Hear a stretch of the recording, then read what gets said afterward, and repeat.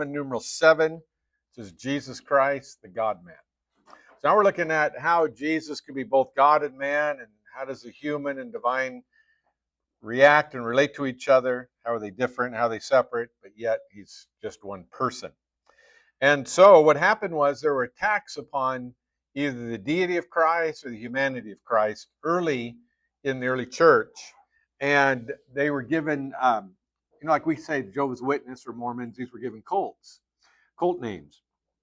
So the first group, what we're going to see is the name of the group, when it was around, if the Bible corrects that specifically, what they taught about Christ, and then how they viewed the humanity of Christ and how they viewed the deity of Christ. So the first group is called the Docetists. They were late first century, very early, and the first attack on Jesus wasn't about his deity, but was on his humanity. There are a lot of rejection of the humanity of Christ, and so 1 John chapter 4 relates to this. Let's turn there. John specifically corrects the false teaching that Jesus didn't come in the flesh. Verse 1, 1 John 4, Beloved, do not believe every spirit, but test the spirits, whether they are of God, because many false prophets have gone into the world.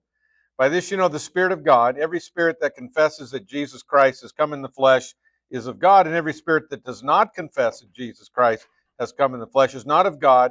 And this is the spirit of the Antichrist, which you have heard was coming, and is now already in the world. So the first attack was that Jesus was not human.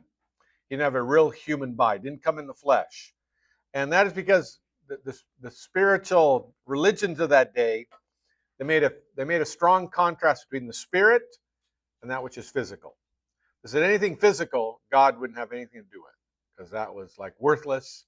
God was only into spiritual things. So there's no way that God came here in a human body. So they rejected the humanity of Christ. And so what they taught goes in that little blank teaching, Jesus only appeared as a man. And that is because the word this dokeo in the Greek, that means to appear or to see. So they're called the Docetists. That was the first false doctrine. The second false group was a Jewish group called the Ebionites. They were 2nd century. Irenaeus, the church father, corrected them, and they denied the deity of Christ. So they affirmed his humanity, denied the divine nature. The third group was in the church, a man by the name of Arius, who basically taught what the Jehovah's Witnesses teach. 4th century. He was condemned by a church creed, the Nicene Creed in 325, and he taught that Jesus was God's first created thing, that Jesus was a created being. So he affirmed the humanity, but reduced the deity. They had great respect for Jesus. I mean, the Jehovah's Witnesses have a book say Jesus is the greatest man who ever lived. It's like, well, that's flattery, but it's also blasphemy, because he wasn't just the greatest man. He was much more than that. So they elevate him, but not elevate him to the status as God. The next group, another teacher in the church, his name was Apollinarius. So they called it Apollinarians. 4th century, condemned by a church council at Ephesus. And what he taught was the word logos in John chapter 1. They said the divine logos replaced the human spirit of Jesus, or the human mind. And so that means he wasn't human like us. His body or his mind was God, and the rest was a human. So that's not true. The divine part didn't deify any part of the human body. It just had a normal human body like us. So they changed or reduced his human nature. They affirmed that he was divine. Apollinarius was condemned as well. Then another guy came along, Nestorius, 5th century. He was also condemned at the church council at Ephesus. He said that Jesus was two persons. He was the Son of God, and he was the human Jesus. Two persons. No, we say he's one person with two natures. And so he affirmed the human nature, and affirmed the divine nature. He affirmed both. You say, well, isn't that true? Yeah, but he affirmed it in such a way that it was wrong. Jesus was not two persons. We say he's one person with two natures. So he was labeled as a heretic. These are all doctrines that started coming in. Most of these people were church leaders influencing the church. The next group, Eutychians. 5th century, he was condemned, Chalcedon 451, and then he was even condemned after he died at another council, Constantinople 680. He taught that Jesus was not fully human, not fully divine. Christ was a mixture. So it's like his humanity lessened the deity, and his deity increases humanity. So he reduced both the divine nature. He wasn't fully human, he wasn't fully God. This is a guy that's trying to blend how the human and divine nature react to each other. And what you got to do is it's like oil and vinegar. They don't mix. They just keep them in the bottle, two separate entities, and they don't squish over into each other. Don't mix them up, because you come up with something that's not human, not something divine. That's what Eutychians Eutychians was condemned. Now, some historians say Eutychians didn't teach that. But what it is, Eutychians was an obnoxious person that nobody liked, and so he got kind of locked into this teaching. Like, he really didn't teach that, but people didn't like him, and so he got kind of thrown under the bus. I don't know. This was a long time ago.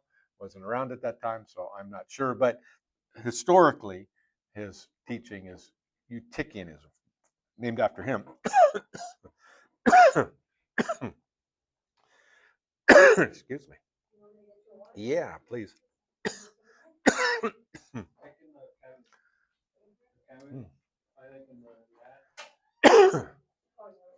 Yeah. I guess that cookie was too good.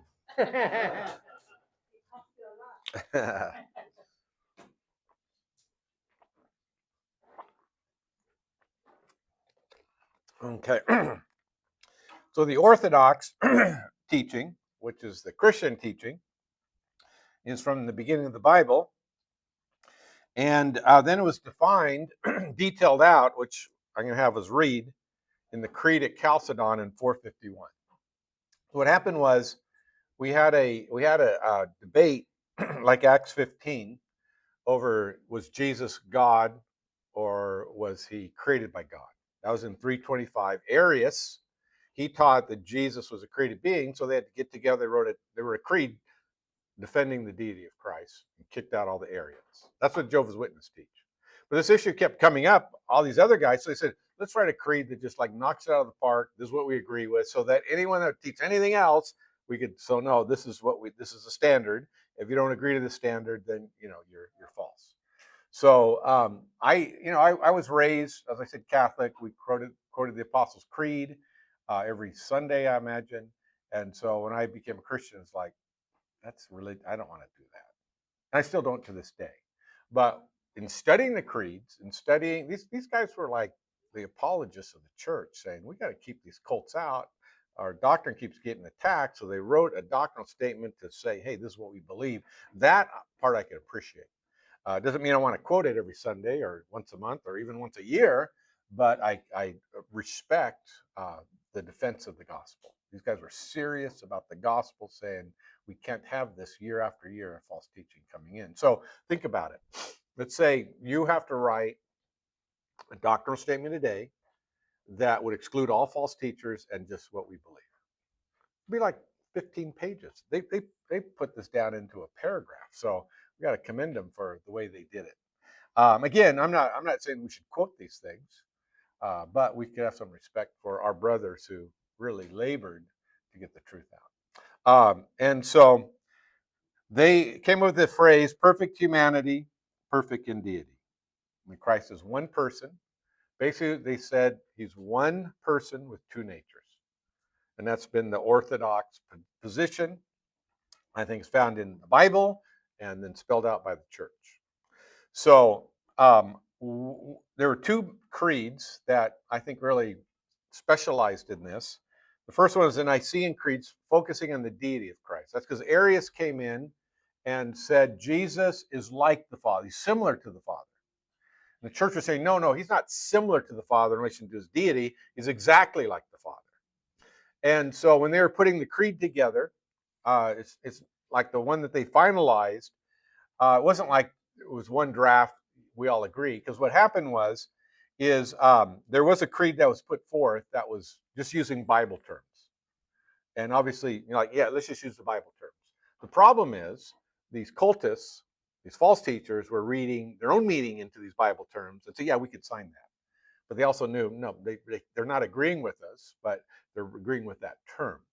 And so they had to like go outside the Bible and use technical language. And some of the people say, well, we don't like the technical language. And there was more of a fight going on. And I'm glad that technical language won out because it was able to exclude the false teachers. And here's an example of it. There was a word, let me write it up on the board here, that made its way into this creed, the Chalcedonian Creed and the Nicene Creed, to define Jesus's nature, how it relates to the Father. And they use the word, oh, that one's no good. Oh for 2. Yeah, let's try one of these in here. There we go.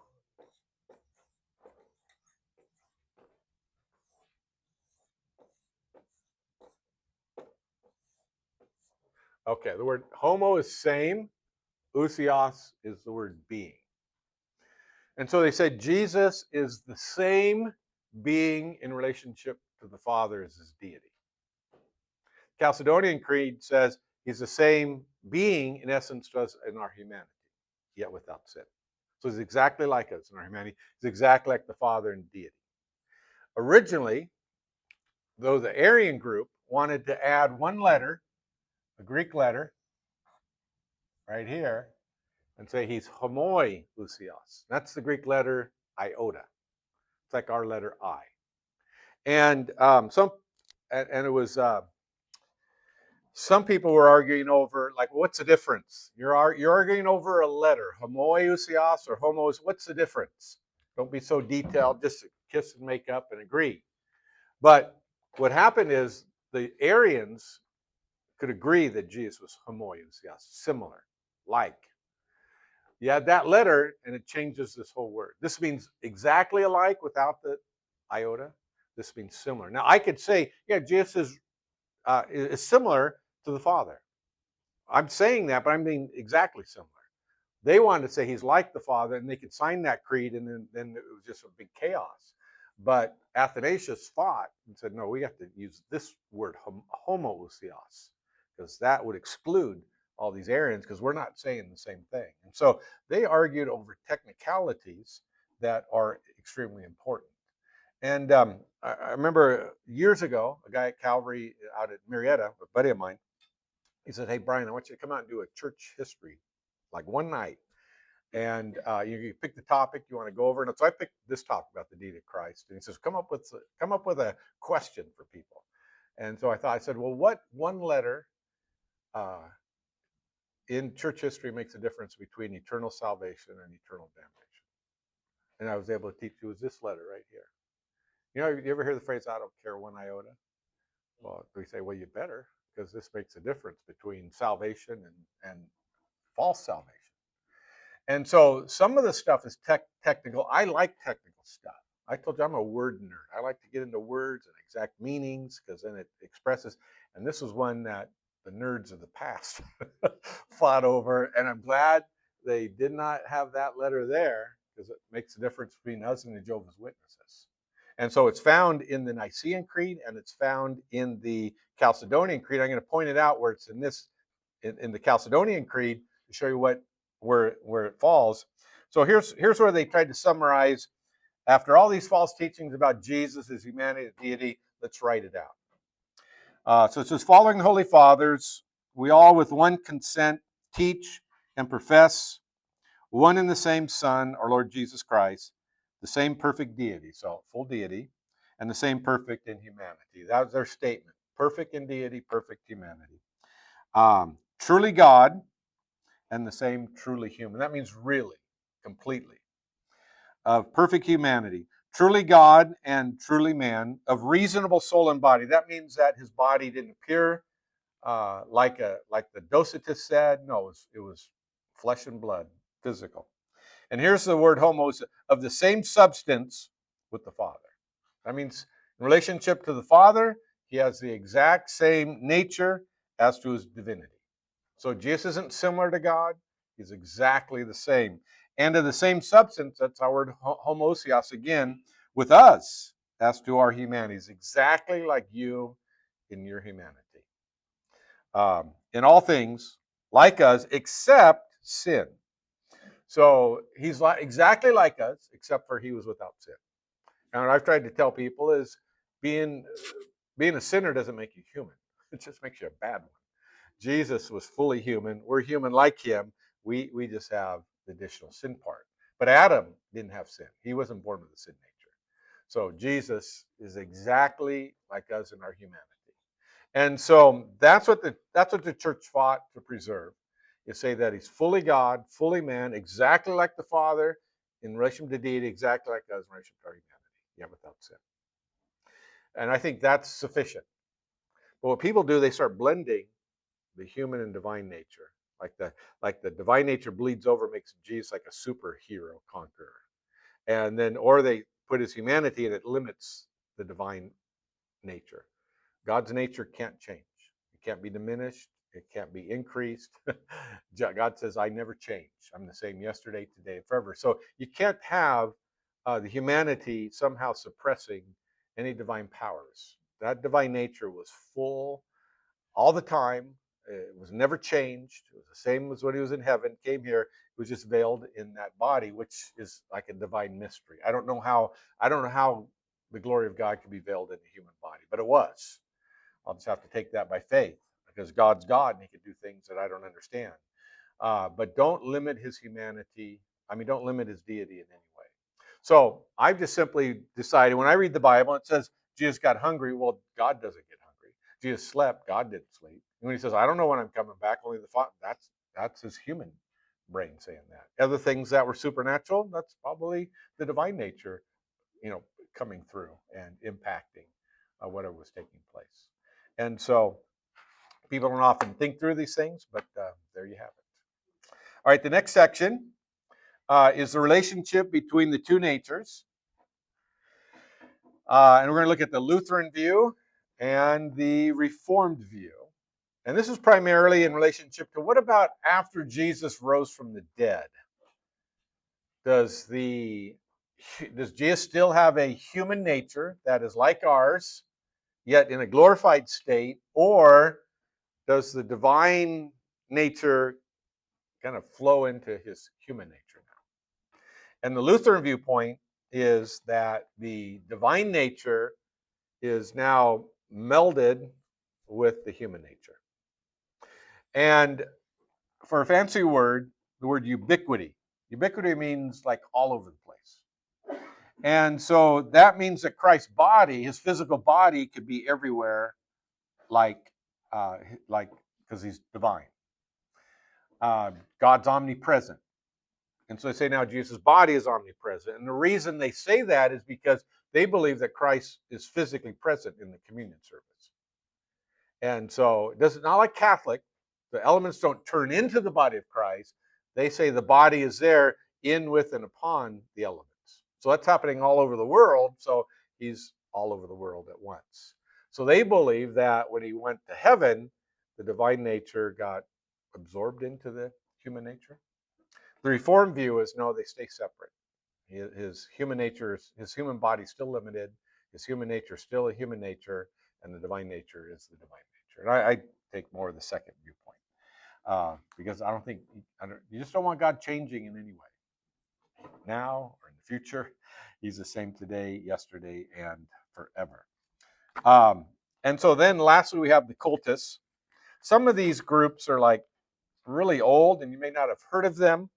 But it's kind of like from the 70s and 80s, the Kingdom of the Cults book. Now, this first group, I don't expect you to get it because there's so many that would say this. Jesus is a prophet for the Christians, as was Moses for the Jews. He is one of several manifestations of God, and that's the Bahá'í Faith, Bahai. It's an Asian group that's come over to the United States, but not too popular.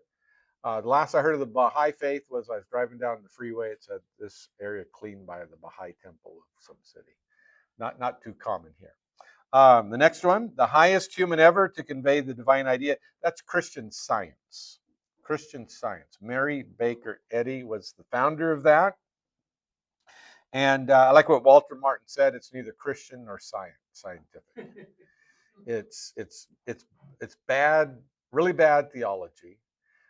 These people believe in healing because they believe that sin and sickness is just a phantom or figment of your. It's not real. And if you could just kind of have mind over matter type of thing. And so they have these healers that go out and help you get healed by having mind over the matter. And Mary Baker Eddy supposedly got all these revelations, and she's kind of like the founder of that. False in many ways. Now, this next one you should get. The son of Krishna. He was a spiritual master, but not God incarnate. Hare Krishna. You haven't, I don't know if you've ever seen those guys. They were more obvious in the 70s because they dressed weird. They had like a ponytail and would wear a robe, and they'd be at the airport, not giving out books, selling books, and they have a big temple down in Laguna. And I remember going down there one time, and a guy tried to talk to me, and man, he was skinny as could be. And he invited me to. He said, "Yeah, we have a meal at the temple. You want to come?" I said, "What are you serving?" "It's only vegetables." I said, "Forget it." I said, "No, dude, you need a double. You need a Big Mac. What do you mean?" He was skinny. They don't eat meat, so it's like that's definitely not my type of religion.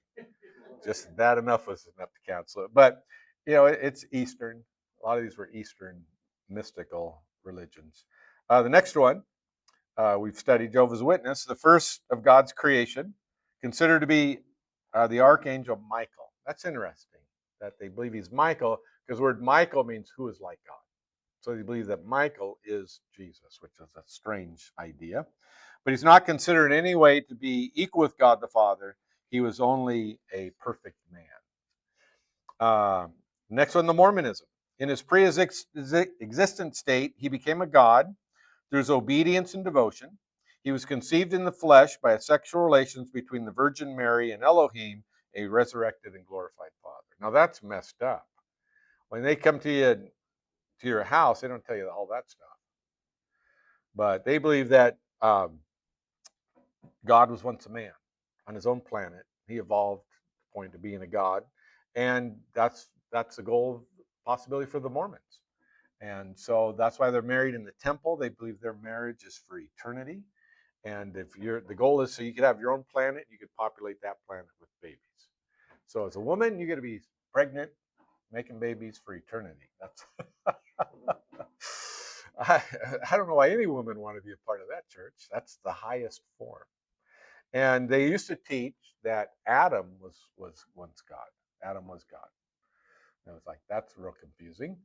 I guess Adam created himself because he was God. So it's just weird ideas. The Mormons are really messed up. Now, one of the things that they also teach is they believe they're getting ongoing revelation because they have apostles, they have prophets, council of the apostles. So it's not anywhere close to Christian. Transcendental meditation, another 60s, 70s group where you kind of meditate yourself into some sort of spiritual state. It's changed name since then. Believed to be, speaking of Jesus, believed to be a master along with several others. You get a mantra, you kind of say this thing over and over again, you encounter God. It's just really, really messed up, really dangerous. I didn't know much about TM or transcendental meditation, but I was at a conference, and I forget what it was, and these people came out of a room, and they looked like they were like being controlled by something. I thought, man, they were freaky. So I don't know what they were doing. And then I found out they were like meditating, and when they came out of their state, they were like in a trance. It wasn't normal. And I was a Catholic at the time, so I thought, man, even I knew enough that just seems to be dangerous. Anytime you let go of your mind and just open up to whatever, run out of there. That's not Christian. That's not meditation. Unitarian Church. No different than any other man, except that he was born without sin. He's only regarded as one of the great sacred men of times past. Unitarian Church, they're kind of spiritual do-gooders. They don't really have salvation. More of a social club. be a good person, be nice, and you'll make it to whatever's out there after you die. Unitarians, he's not God incarnate, but he let God reveal himself through him, like many others have done. There was no virgin birth, so you could do the same. You could let God reveal himself through you if you access that enough. Unity School of Christianity, another 60-70 group.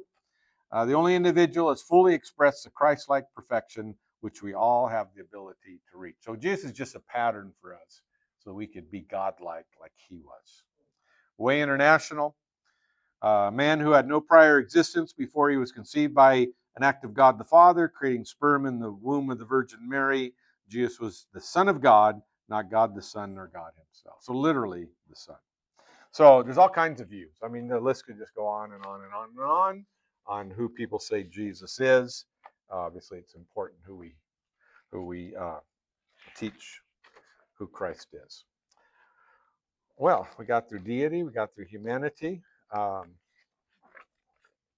think that's enough for tonight. What we're gonna take a break next week, and what else? What other section do we have that we need to cover so I can pace myself in the? Yeah.